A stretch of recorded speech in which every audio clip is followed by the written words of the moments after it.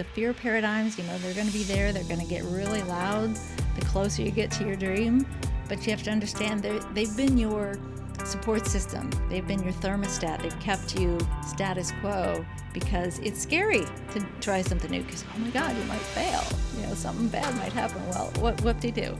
And just say, okay, up until now, that's been my experience. I've been delaying. I'm going to start my business when I get the website together or when I get the course completely perfect. Welcome back to the Rock Your Give podcast, where we operate at the intersection between business, personal growth, and creativity. And I'm super excited for today's guest. Her name is Beth Robins. She is a speaker, a coach, a best-selling author, and she created the Carpe Diem movement. So welcome to the Rock Your Give podcast. Oh my God, I'm so excited to be here. I'm so honored to share this stage with you. I'm really excited about where we're going to go because I know your background. I know what you teach, and I've seen you speak. I know the depth of your connection to the work. So I'd love for the listeners and viewers to learn a little bit more. Like, what do you do? How do you help people? What do I do? I'm that person who, when you wake up in the middle of the night, 3 a.m., and you got that gnawing feeling in your gut, like something's off, there's something more for me to be doing. I'm the girl who comes in and helps you bridge that gap. Like, okay, I'm here, and I really feel like I should be here. So that's what I do as a coach, as an author. You said I'm the heart behind the seize the day with a smile movement. So what does that mean? It means every morning you wake up, you got a choice. How are you going to greet this day? Something happened yesterday, you're going to still be mad about it today, or you just put on the smile. You seize the day with courage, with kindness, with integrity, and that's how you lead. That's how you lead your life. That's how you impact other people. That's how you lead your team in your business.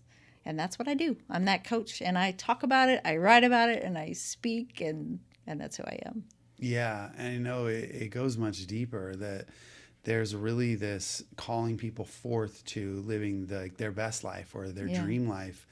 I really love that because, there's a lot of coaching out there that promises certain results. I have a positive, viewpoint on all of it, whether it's marketing coaching or helping you with sales or helping you with, your relationships or whatever. But for you, it's really not about one thing. It's about what is the person coming to you want. It could be anything. Like, their dream is their dream, right? So right. I love that. And I'd love for you to share, like, how did you get into it? And like, what is it about your work that really lights you up?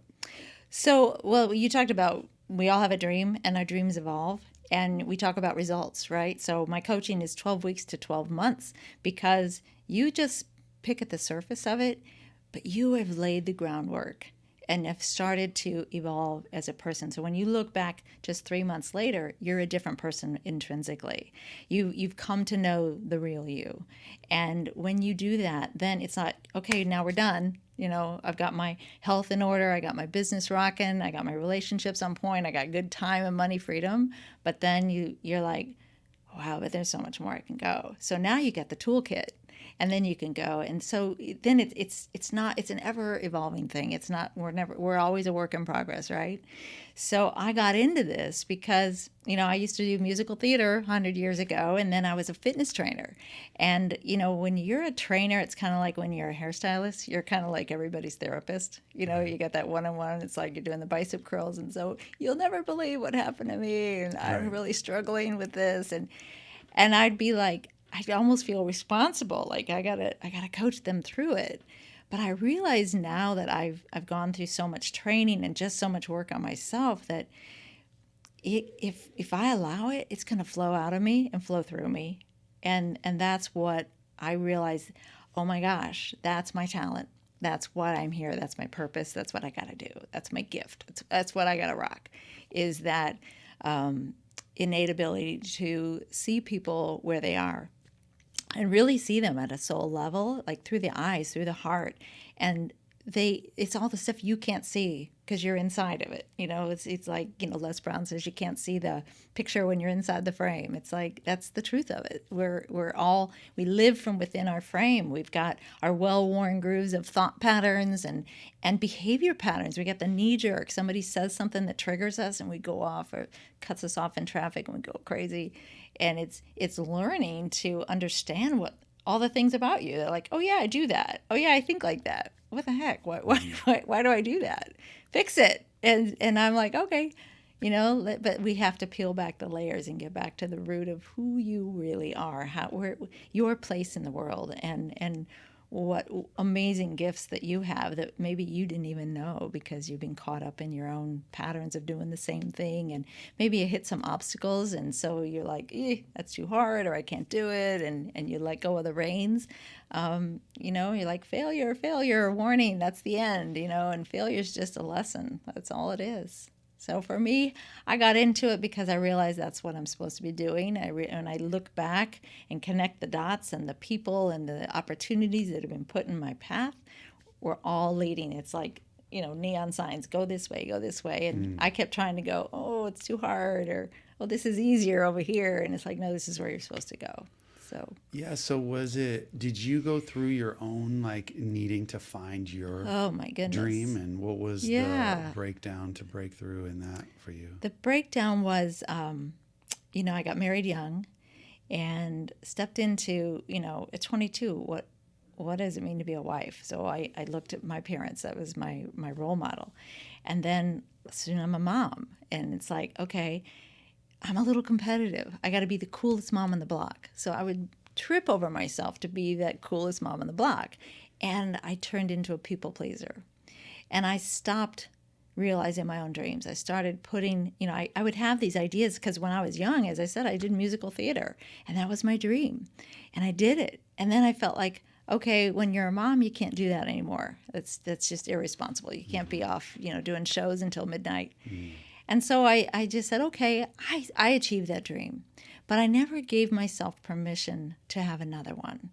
And I went into people pleasing. I went into supporting my kids, supporting my husband, and I was really good at it. And then I wanted to, make sure everybody was okay. I attended to everybody else's needs, and the more I got through that, like a couple of decades of that, it got to a toxic level. And when it hit that toxic level is right about the time my marriage crumbled. And my husband had started a family with somebody else while we were married. And it was like a gut punch. And I found myself on the floor, literally rolling around, not able to get out of bed. I didn't feel worthy of having a dream. I felt like I had let myself down, and I didn't know. It's like, when you surf and you tumble around and you're swimming, and then all of a sudden it's sandy because you're going the wrong direction. I couldn't find my personal bubbles. I couldn't find up. And I really, really, really struggled. And I went to therapy. I read the books, but I didn't, I said, oh, I know all that stuff, but I didn't know how to apply it. I needed somebody to coach me through that. I put it off for 10 years, letting somebody in deep enough to really say, turn on the lights. Like, this is what's really going on. This is really who you are. You were pretending to be somebody you weren't in order to make everybody else happy. And that was a tough lesson. And that was really my, that day, that dark night of the soul. I remember I was just walking, and it was like I wasn't even cognizant of my body in space. I didn't hear sounds. I didn't smell things. I didn't taste food. I was just so depressed that it was borderline, what am I even doing here on earth? Like, let's just pull the plug, because I didn't see a future for me. I didn't know what it was. So that was a big awakening moment. And then it was like, well, you got two choices. You either pull up your big girl pants and figure out who you are and raise your hand and say, I need help, or you don't, and see where that gets you. And that was that moment where I knew I was meant for more. And I had to find the sense of deserving and the worthiness. And that was hard, because it felt selfish, and it didn't feel it didn't sit right with me because it wasn't what I was used to. Mm-hmm. But when I allowed it in, then it felt amazing. Mm. And so, how did you step into really like claiming your dream? Like how did you really like make this your business and go all in on it? Like, what was that? So I had a ceremony. I had to release what wasn't serving me, and I had to find out what that was. Mm. And weirdly, it was doubt, and it wasn't doubt in myself. It was doubt. I was incredulous that other people believed in me Mm. and thought and knew that I could do this. And when I released that, I claimed love, I claimed abundance, and I literally wrote it on a rock. I claimed that my time is now. It's not someday, not one day, it's today. And my message is Carpe Diem, seize the day. And if that's going to be your message, I got to do it for myself. Right. And it was a very pivotal moment. It was ceremonious. I literally wrote the word doubt and threw it in a river, Mm-hmm. and it's gone. But then universe loves a vacuum. I got to fill it with something else. So I love the words. I had to release something, but I had to claim it. I had to claim that I have to believe in myself as much as other people believe in me, and I know I can do it, and I know I will do it, but I got to get out of my own way. I got to let it flow in. Mm. How long have you been coaching now? Well, I've been coaching for almost 40 years. Okay. When we started in kindergarten. But yeah, so as I said, I called myself a life coach because I was the health, the fitness, the nutrition, right. and all of that, and then I was your glorified therapist when we were together.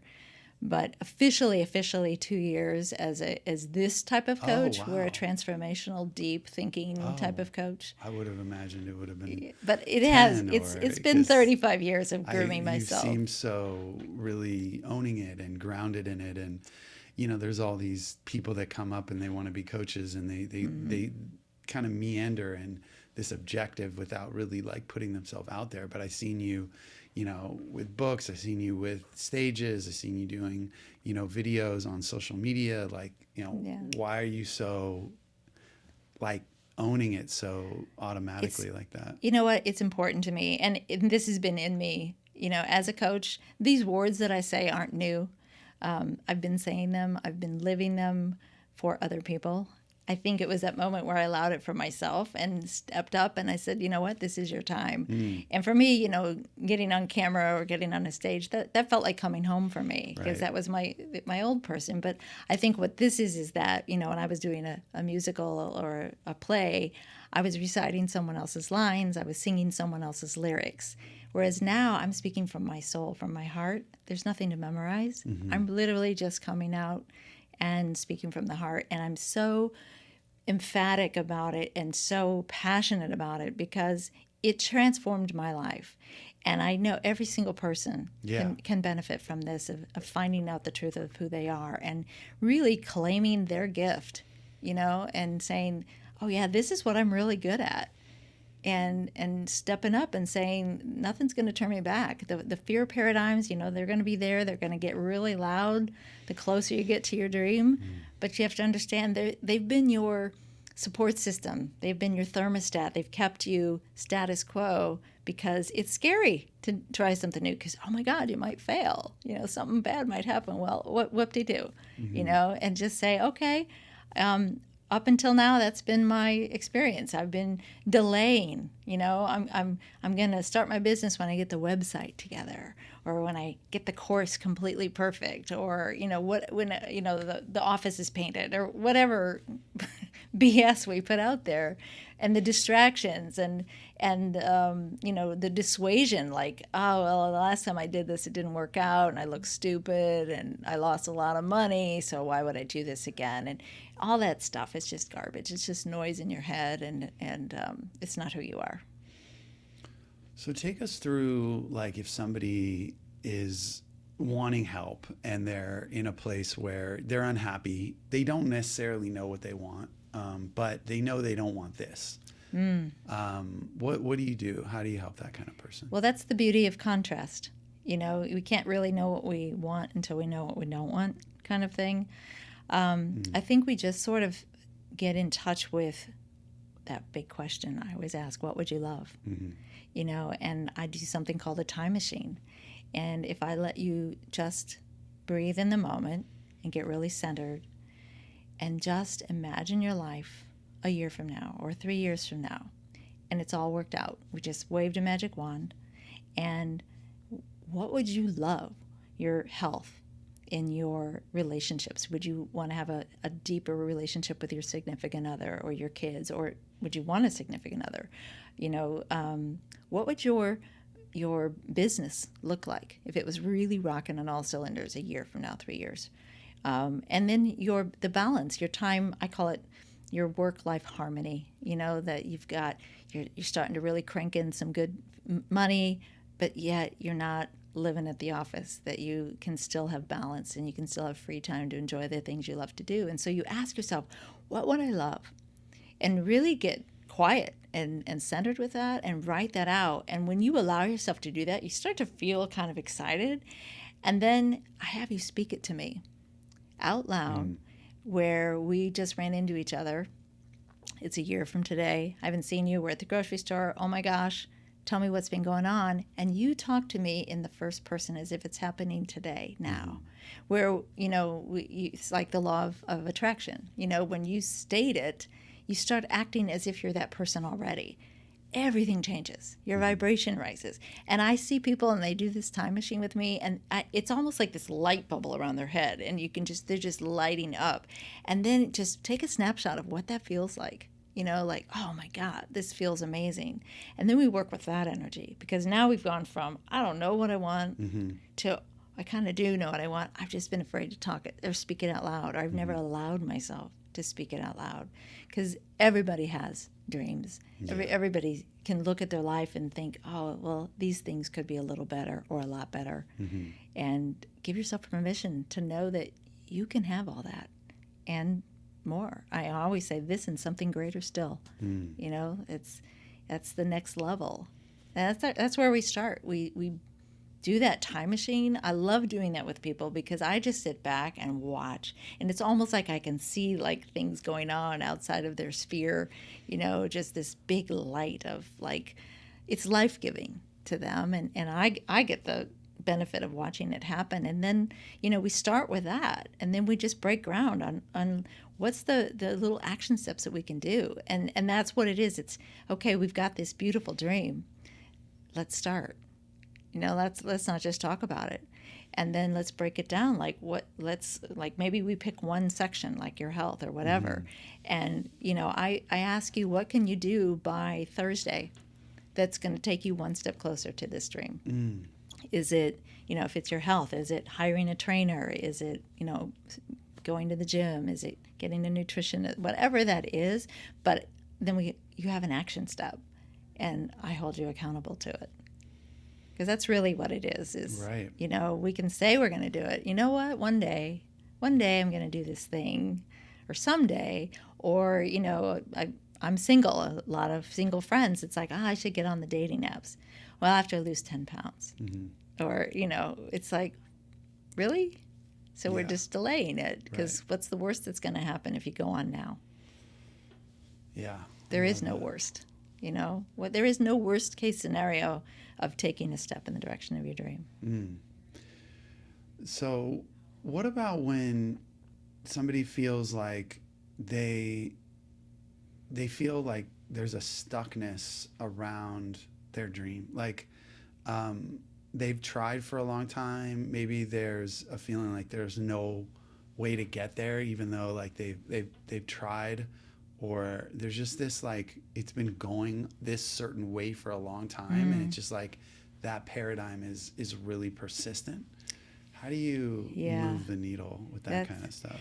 That is the golden question, because that was me. I think that's all of us. We get stuck, and I think it's you have to come around from a different perspective, and you have to change the course. It's kind of like when we get stuck, it's as you said, it's the fear paradigms that's coming in, and it's like let's peel back a step and see what is that for you, and you have to get vulnerable. You have to say, I'm stuck because Right. okay, a lot of women get stuck on technology. It's like, Right. and I raise my hand. It's like, oh, it's too hard. I'm not going to do it. So I get stuck. And so it's like, okay, let's identify where is it that you're getting stuck? And then to peel it back a step later. Is it a fear paradigm? Is it a past experience? Like you tried it and the website fell apart or it blew up or whatever. And then just say, what's my lane? I'm a creative. I like to write. I like to speak. I like to coach. I am not somebody who wants to figure out my CRM system, So maybe I hire a VA. I learn to outsource. I find somebody who's done it before. Find a mentor. It's not hard, but it's that place of I can do this myself, and I get stuck, and it's the vulnerability of saying I need help. I'll just be vulnerable. For me, the thing that's really like been a long-term like desire that feels like I can't break through on is I really want to build this business around not being on phone calls. If I really had my dream, it would be that I would be freed up from calls. Wow. And the industry and like the model that I'm trained in is all calls. Like it's coaching calls, and even though I run group programs, and I've leveraged myself, there's just something about Zoom that like I just feel like it's bad for me. Like I feel contained by these I love my clients and I love serving my clients at a high level, but the experience of having these calls in my calendar, it dampens my feeling of freedom. It dampens my feeling of joy. And it's been going on for so long. And I go back and forth because sometimes I think it's about me just changing my attitude. And then other times I go, no, like I really want that. Like that's what I really want.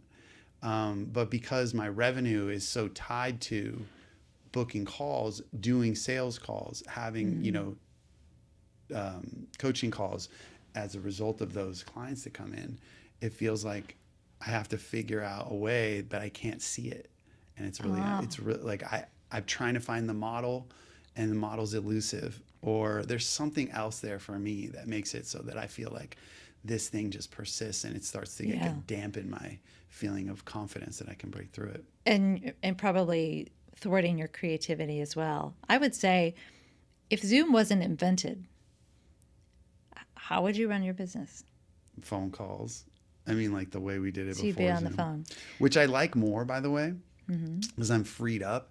I think part of it is that my energy is not best used sitting in place. Like if you see me on stage, I'm never just like, Right. I got to move here, I got to move there. It's just my energy is dynamic by nature. I'm the same way. So, if I'm on a coaching call and it's not a Zoom, I'm sweeping my floor or I'm cleaning my kitchen. It's like and then I'm so much more creative because my body's moving. Right.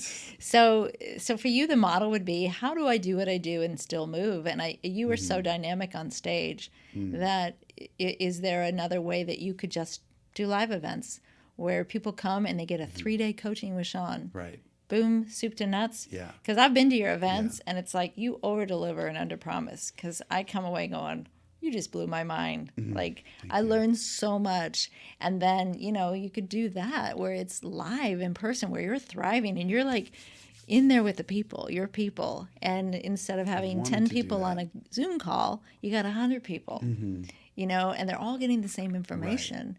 Do you want to do a follow-up? Maybe they get one-on-one coaching or something like that for a week or so, but it's doing those live events and then all your energy's there, 100 people at once. Yeah, that's definitely something I've wanted to I just feel like that's your lane, is that, because you're so good at it. And again, you over deliver. So all the prep stuff that you're doing for your Zoom coaching, it's already done. Yeah. You're just taking it. And then you could be in front of 100 people and you have another 100 people on a Zoom because it couldn't fly to San Diego. I guess I just want to know, like, how do I start to design that vision, and how do I start to really like believe in it again? Because I think that for me, it's like a learned helplessness that's come over me, because this is like a decade of me Yeah. saying that I wanted to Well, just the first question to stop asking is how. Mm-hmm. It's what can I do right now? What lights me up? Mm-hmm.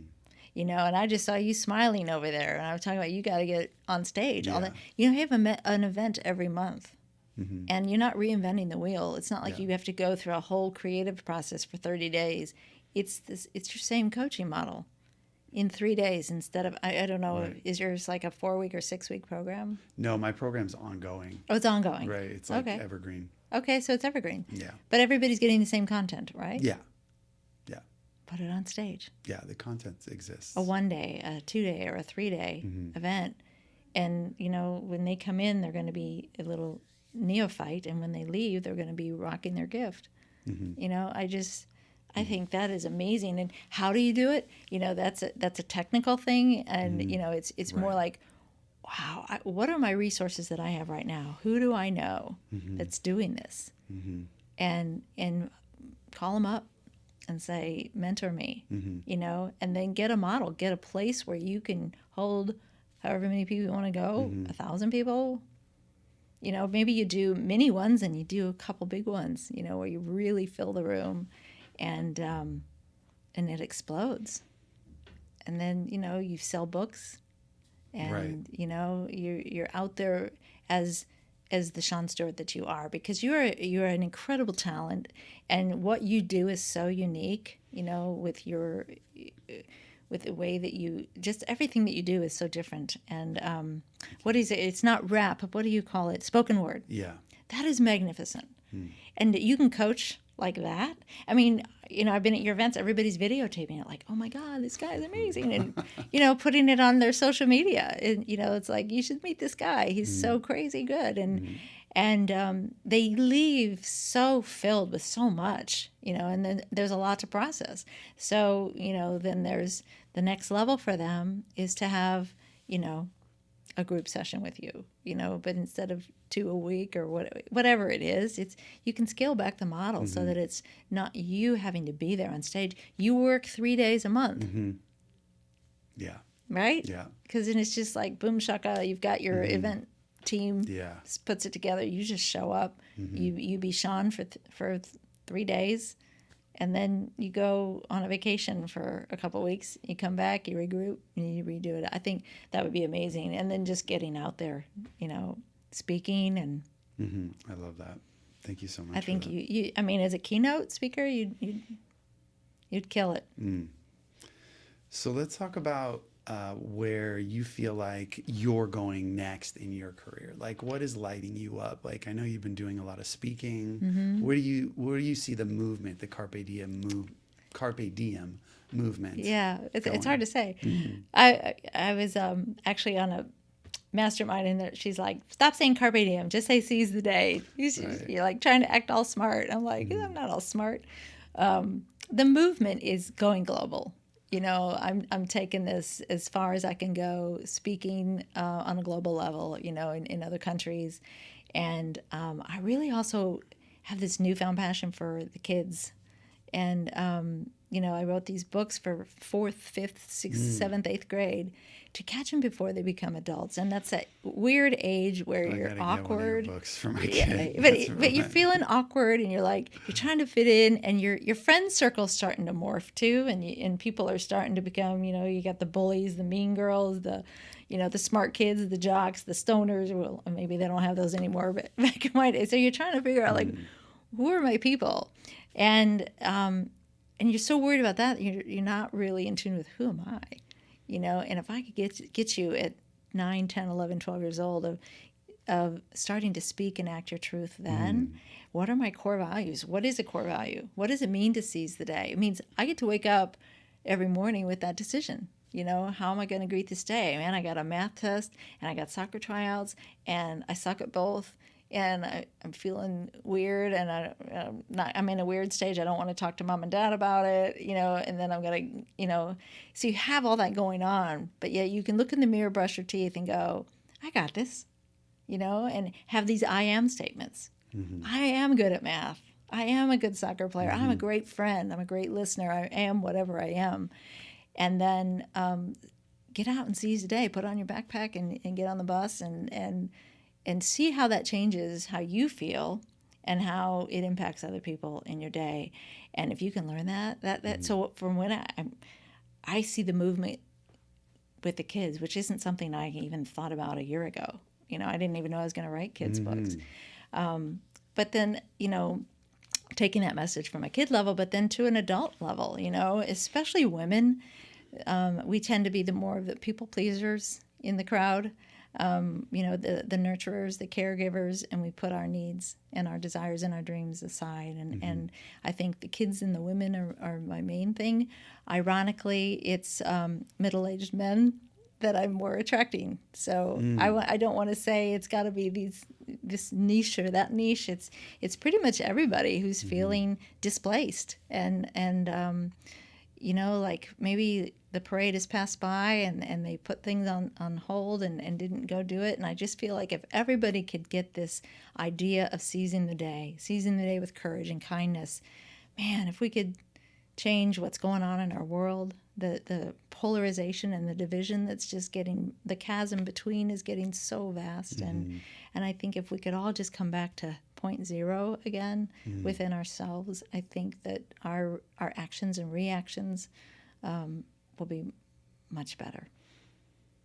So when you say seize the day or carpe diem, like, I know that it means seize the day. It's very clear, but like, what else does that mean? Like, what do I do to seize the day for myself? You make that decision. You make that decision for yourself. Not even how. Who do I get to be today? Who needs to hear from me? And gratitude. I woke up, some people didn't, and all the wonderful things that you had to be grateful for, but grateful for your gifts. And I get to be the guy who coaches other people to rock their gift. I get to be a great dad. I get to be a great husband. I get to be this. And really making that decision that I get to do these things. Now I have to drive carpool. I have to get on a Zoom call. I get to do that. And that comes from a different vibration of gratitude. And it changes your day. It really, really does. And that's what's seizing the day, seizing your power, seizing your superpower. What is that? Are you a great listener? Are you intuitive? Are you an empath? Whatever your gift is, and you figure that out, seize that, and you can't go wrong. I love that. And something that I felt like from your story is really like seizing the day of like your path, like your calling, your career, or what is the thing that you are here on earth to do, and stop playing small or stop doing what other people want you to do. Right. Well, that talks to both of us. You talk about, I was doing it, my coaching services this certain way, and I realized that isn't who I am, and playing small, I used to say I'm playing big, which I am if in the scheme of things, but when I say I'm playing big, it makes me feel like I was small. And I was never small. I was hiding. So I'm living and playing boldly. I'm thinking bigger, and I'm acting bolder. So taking those steps that maybe are scary. I feel like if you don't have an adrenaline rush about something every day, you're missing out. Something that scares you a little bit. It doesn't need to be jumping out of a plane. It might be getting on a podcast if that terrifies you, or it might be, making that sweaty conversation call that you maybe you've had a beef with somebody and you're like, it's gnawing at you. And, forgiveness is such an amazing vibration lifter as well. But just have that sweaty conversation, get it over with. And I don't know if you've ever had those, but man, when you hang up and they understood you and you were heard and you heard them, you feel amazing. Totally. And I think those are the things that do something different every day. If you're a walker, walk a different direction, or drive somewhere, park your car and then walk, or explore something, do something new. remind you you're alive, that you're a creative. We take the same route to the grocery store, we get up, we make our coffee the same way, put some cayenne pepper in your coffee. I don't know, like Change it I up. did that because I did that today. I was Did like, you really? wasn't that bad. Yeah.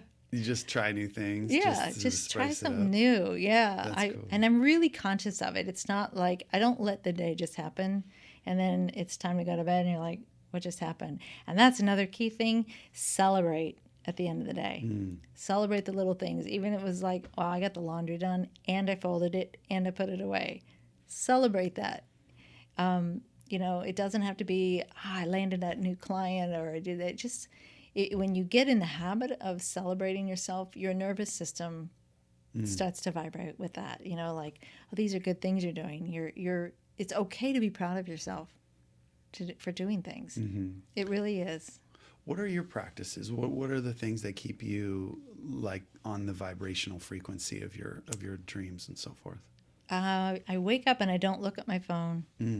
I lay there and it's gratitude, and I laugh because I always go, thank you for my house. I'm grateful for my house. I'm grateful for my car.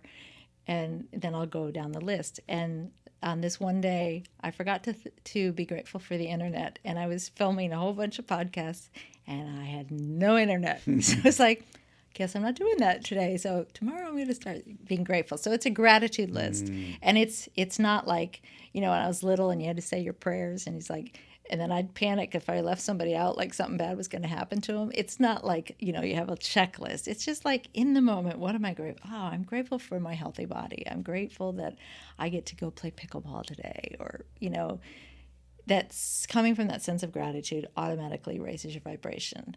I get outside first thing in the morning when the sun's just coming up, no sunglasses, and I just walk. It could be 10 minutes. Oh, wow. And then I touch my roses or I touch something that grounds me to earth. So I'll go out and I'll, deadhead a few or I'll just do something. I'm in my pajamas, and then I do red light therapy. Oh, really? And it gets the mitochondria going. And so I delay my coffee with the cayenne pepper for an hour. And the other thing, first thing I drink is tepid water, so it's not too cold, with Celtic sea salt in it, quarter of a teaspoon. Rehydrate my cells. So I do that, then I do the walk, red light, then coffee, and then journal. And that's, who do I get to be today? And I don't use the words have to or need to. Like, I need to go to the whatever store. I need to call so-and-so. I get to call them. Whether it's a sweaty conversation or just a check-in call or whatever that is, it's that. And then the day goes, workout, cold plunge, daily. Really? Yeah. God. I'm always in that cold, 41-degree water. Is that something you have at your house? No, I go to a place Carlsbad, yeah. I love it. And it's contrast. So contrast in life, we toss away what isn't serving us, but we got to claim what we would love to have in our life. And the contrast is, I love cold water now. And then I get in the hot tub. And then I go back in the cold. So I have that contrast and my body just loves it. And I walk out of there, it's like you're high. I mean, it's like, wow. That's awesome. What's going to happen today? And I met somebody, and she used to say, after her gratitude list, she'd say, all right, universe, show off for me today. Show me, what are you going to bring? Challenging, really great stuff, whatever it is, show off. Show me your best stuff. I love it. That's so good. So we have just a few more minutes. I want to encourage everyone watching to subscribe, to like, to share. Check us out on all the major platforms. And of course, we want to know where we can get to know you, but we have a little more time. So I'd love for you to share. Maybe it's a framework. Maybe it's something that you haven't shared that's really on your heart to share. Like, what's something that we can leave the listeners with that could really move the needle for them? Ooh, I think it's look in the mirror and realize that you're a spiritual being just having a human experience. And life is happening through you and for you and not to you. And if you can get out of your victim mindset and accept that these are all just lessons, they're all part of it, and it will all make sense one day. And do the things that light you up, that make your heart sing. because, you get to the end of the life, nobody regrets the things they did. They regret the things they didn't do. And you're never too old to start over, to rock your gift, to live your dream, and find out what lights you up and go do more of that, because that's really what's going to change the world, for sure. And the framework is get really tight with your gratitude, and intentionally living on purpose, boldly trying new things, taking risks. There's no downside. And I just hate when people say someday, one day, and it's seize the day, seize today, because it's all we got promised. The past is the past. It's just information. It's just data. It's like this worked, that didn't work, whatever.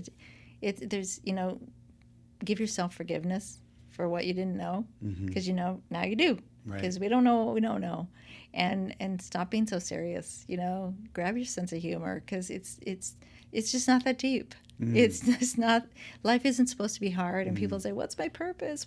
Your purpose is to have a lot of fun, and to love, and to love your life, and just do things that do that for you. Do things that are fun. Burn the candles, go on the trip. We'll figure it out later. Because just do it. Because you don't know what's happening tomorrow. People say, in 10 years, I'm going to go do this. Do it today. That's awesome. So how can we find more about you? So website, bethrobins.com. I live on Instagram, and that is at Balanced Robin. So it's balanced with a D in there. I'm on there all day, every day. Facebook, Beth Robins. Anything Beth Robins, you can Google me, and it's 1B, Robins. I'll come up in a number of places. And if you hit my website, there's a little contact button. Nice. Or just go on Facebook and send me a DM and say, "Oh my God, you're so awesome." And I'll say, "You are too." And then we'll have a relationship. Love it, love it, love it. Well, it's been an absolute pleasure getting a chance to go deeper with you. Always enjoy it. This is the completion of this episode, but we look forward to seeing you on the next Rock Your Gift podcast episode. Until then, remember that life is up to you to create. So go out there and create your masterpiece today. All right, see you in the next one. Peace.